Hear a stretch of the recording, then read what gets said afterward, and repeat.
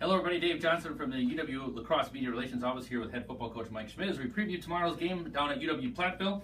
Eagles come in 5-2 overall, 2-2 in the WIC. The Pioneers 6-1, 3-1 in the conference. Kickoff is at 1 o'clock down in Platteville. Coach, let's first talk about last week's game. 42-28 to third-ranked Oshkosh. You were in the game, of course, the whole game.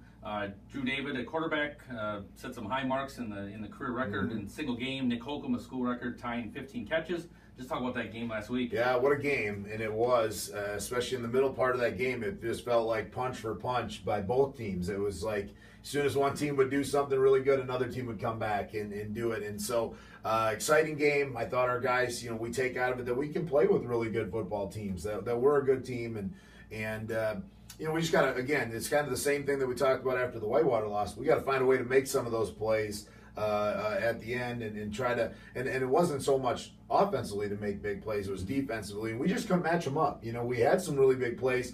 Our guys could have quit in the fourth quarter, and they didn't. Brandon McCandless has a sensational interception to get us down, back down inside the 15-yard line, and we can't convert. And Pete Kissling has an interception. We can't drive football. So our guys, they found some of those plays, but we got to match them up with when we're in the game and things like that. So really proud of the way we played. It was a great atmosphere. Roger Herring Stadium was jumping, especially in that middle part of the game. It was electric as it's been here. So that was great to see. We had a great weekend with the 92 National Championship reunion and the Wall of Fame and just a great weekend. And unfortunately, we couldn't come out with the win, but I think we take a lot of good things out of the game. Let's talk about the last two games. You started 5-0, had a tough game at Whitewater against Oshkosh. What have you learned from your team from these last 2 weeks? Well, we're a bunch of battlers.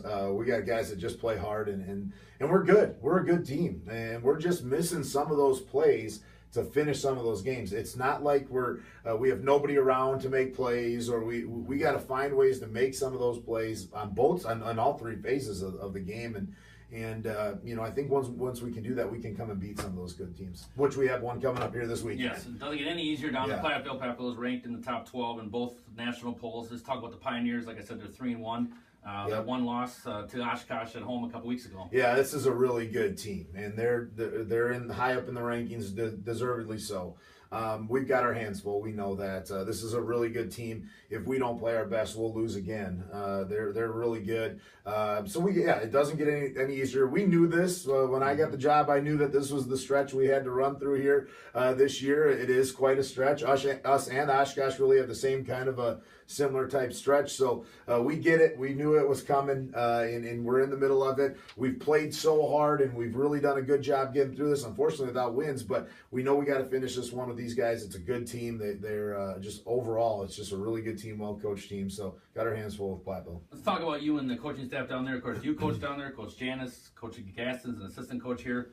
They know you. You know them. What goes into the week when you game plan for them and vice versa for them? Yeah, I think it's more so just knowing some of the intricacies of what's happening on both sides. I've been through this when I went from Dubuque to Platteville. We played Dubuque game 2. So I've been through this kind of thing before, and I know what Coach Janice is going through and the emotions of having to go back to Platteville and coach there and those kind of things. But I think that they certainly are going to know exactly what we're doing in really everything. If they don't, they should. And at the same time, I mean, the one thing about Platteville that I don't know if we gain any extra insight on their offense, they only run a handful of formations, a handful of plays on offense. I know they'll have wrinkles for us and those kind of things, but there's not much insight gained from them.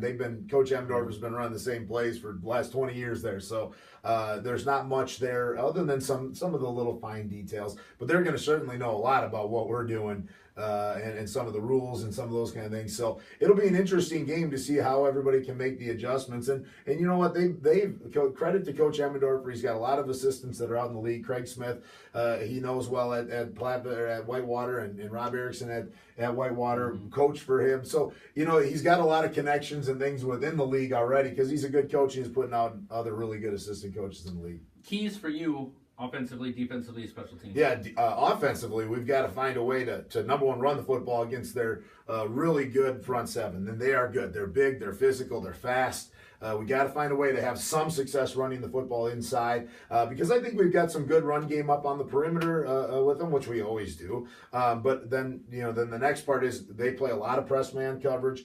We'll have to do a good job feeling out what coverage they're going to be in if we can get some zone out of them, but probably going to be just a lot of cover one and just that's going to be just one-on-one beating the coverage. That's going to come down to Tarek or Drew, whichever one's going to be the quarterback here. We'll know here within the next, today probably, but whichever one's going to be the quarterback there, just beating guys. I mean, that's just what that thing comes down to. And then conversely, can we stop their guys? They've got a great combination with Jack Eddy and Mark Johnson right now. Mark Johnson's leading the league in receptions. He's a sensational player. If we can stop that connection, I don't know that we can stop it. If we can slow that one down and keep it to 5 or 6 catches, we'd be feeling pretty good about where we're at and make some of the other pieces beat us. And then against them with all their option and run game, we've got to be really good in the box and got to get our linebackers to play really fast. So if we can do those kind of things, we'll be in pretty good shape. At least have a shot to win the football game. Weather forecast isn't the best for Saturday down in Platteville. Just how you'll adapt to that. Can we get a good weekend of football weather? I mean, last year it's funny because we were looking at our stuff from last year, and last year we played Platteville the last game of the year, and it was gorgeous. It was like 65, sunny. It was just this beautiful day, and now it's just gonna be freezing cold. We had snow here, snow flurries today. It's gonna be snowing tonight.